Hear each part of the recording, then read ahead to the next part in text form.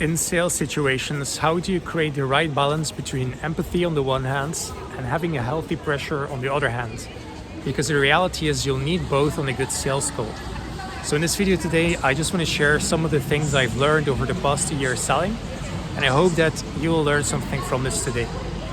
So I want to share the past week I've been selling to someone who was very introverted, and the way where I'm coming from sales is where I was used to pressuring prospects a lot. And so I've always been in the start where I tried to really dig on objection handling and things like that. And then I started moving away from that, more into discovery, more into figuring out, calibrating emotions, thinking along with the prospects and figuring solution alongside with them. And that's been working well for me because I feel like I can actually help them more. I feel like also I have more insight in the way that they think and feel. And that's generally been really helpful. But one thing that's got me struggling is that while I've been going in that direction, I feel like also I've been going away from the other direction. So I've been leaving the pressure behind. And I think to an extent that was a good thing because I was exercising pressure in the wrong way. But when you think about it in a sales call, you will still need pressure. It's just you need to have the right type of pressure, right? You don't want to go somewhere with a prospect that you need to buy this service because I need money, or you need to buy this service and really drill him down on it. You don't necessarily want to go that way. But in order for the prospect to trust you as a leader, at least someone to buy from, and in order for you to hold the space that's necessary for him to be able to be honest with you and to share his feelings with you on the one hand, but then also in order to be able to hold the space to clearly express your value of your product, you're going to need tension, you're going to need pressure. Right? If you want to hold that space, it takes an inner pressure, an inner tension that also the prospect feels, that you can create that state. Because if there's no tension, if there's no pressure at all, then the prospect won't feel that you're confident. The prospect will feel that you're doubting your prospect. But you just need to have a clear understanding of when it's pressure.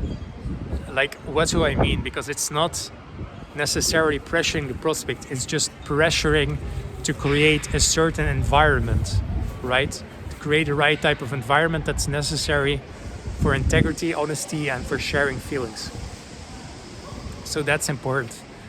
And you can move, while I've been going back into discovery, I've been learning a lot of things in that direction. But now I've been working with a coach, a different sales mentor, and we're drilling down more on objection handling. And even though I think it's really taught in a good way where you really try to understand the situation of a prospect, see if you can help them, see if it makes sense for them, and really try to do the best and to be the most integrity you can, it still takes pressure in order to do that, right? In order to dig into the problems a little bit, in order to say the things that perhaps the prospect needs to hear, in order to get the things out of him that needs to be said, it takes a little bit of digging. And that takes a certain pressure to be able to do that. Now, that said, you need the right type of pressure, and you need to be able to balance it with empathy. That's the way you're going to create good conversation. Pressure to hold the right space, and having empathy to create understanding, to create a feeling of safety in the prospect, and create a feeling of trust. So that's really important that you have both sides, the empathy and the pressure. So you don't want to become the type of salesperson that's just objection handling. It depends on the way you go about it, but generally speaking, when you spend too much time just trying to push the product into your service, it's going to create a bad feeling. And That doesn't mean that objection handling isn't good, but it takes a certain skill to go about it in the right way. And it's the same with discovery, because even though discovery feels more cooperative by nature because you're exploring the situation together, it's still like you're kind of like asking these weird questions to the prospects. And even though they might make sense, it might still feel weird to someone who you've not met before, who hasn't seen you before, just meeting you for the first time online, and you're asking all these questions about business. It can feel pretty weird for people who aren't used to that. So it takes a lot of skill and a lot of calibration to be able to do that.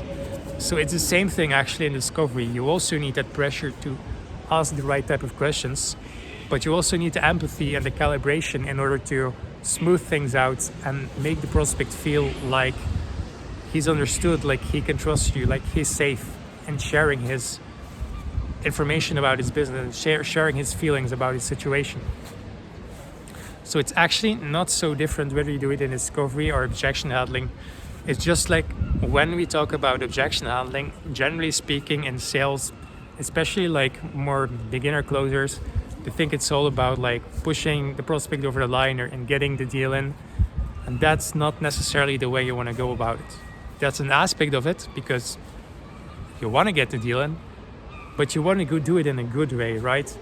That's also going to be the most effective way, by the way, because if you just push, maybe you're going to get some people over the line, but then they're going to have buyer's remorse, so they're going to feel really bad, and either they're going to want a refund or they're just not going to be the best clients, and it's always going to be a little bit of like tension and like feeling uncomfortable.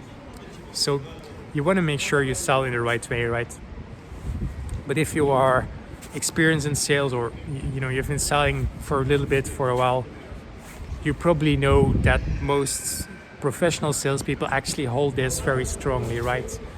If you read books about sales, it's always about make sure you have integrity, make sure the customer comes first, make sure you care about the feelings of the customer. So, most professional salespeople know this. It's just that like there's a certain stigma and a certain image of salespeople.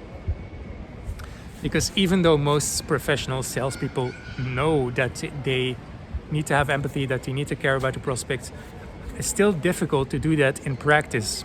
Because the nature of sales is we need to ask difficult questions. We need to dig into the problems.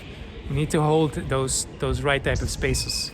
So it just can be a bit difficult sometimes. But yeah, it's, the more experience you have, the more practice you have with it, the smoother it always starts feeling, and the more natural it feels for the prospects as well. The more skill you have, the less you also feel like digging into problems is actually, awkward and causing weird states and weird emotions. The more experience you have, the smoother things are gonna go. But still, if you want to continuously improve, it's still a matter of like digging into that awkward energy a little bit, because you want to take things forward into the direction of growth, and growth unfortunately often takes us stepping into discomfort a little bit so we can expand our zones of genius or zones of comfort, and we can learn to be in spaces that we weren't able to hold before. So that's a little bit about that. Let me know if this resonates with you, if you found it helpful. Let me know if you have any ideas or comments, guys, and check out my next video if you want. See you guys next time. Cheers.